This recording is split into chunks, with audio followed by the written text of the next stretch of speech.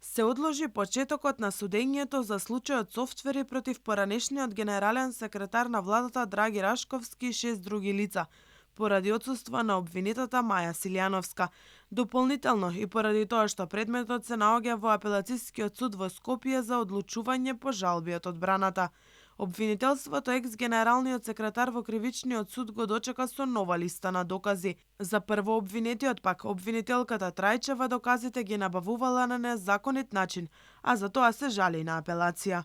Не може да имате доказ во кој што обвинителството на својот компјутер во Word седнало и направило текстуални пораки кои што во една секунда заборавило да го смени времето, имате во една секунда 43 пораки. Рашковски уверуваше пред кривичниот суд дека не постои промена во неговата имотна состојба, освен во подароците кои ги добивале неговите деца.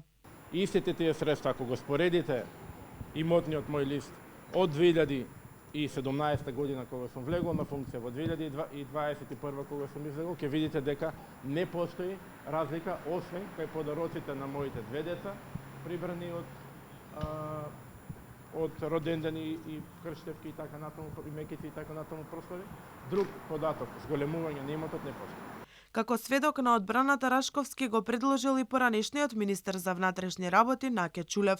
За обвинителството доказите ќе бидат доволни да се потврди делото за кое се терети. Обвинителката Ивана Трајчева не сакаше да открие дали некој од Илинденска ќе биде повикан како сведок. Станува збор за многу докази, можам да ви кажам накратно дека во суштина станува збор за докази од кои што ќе се докажат сите факти кои што се наведени во диспозитивот на обвинителниот акт.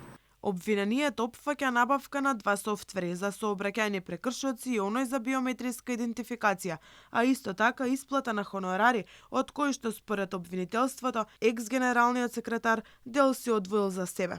Според обвинителството, Рашковски и останатите осомничени се ставиле во џеб скоро 300.000 евра. Инаку Рашковски беше во фокусот кај јавноста во неколку наврати. Дел од медиумите пишуваа и за случај во кој склучил 3-годишен договор за софтверски лиценци од милиарда денари, откако во отворена постапка отпаднале условите за техничка и професионална способност за џип од Волво кој не беше во неговиот анкетен лист.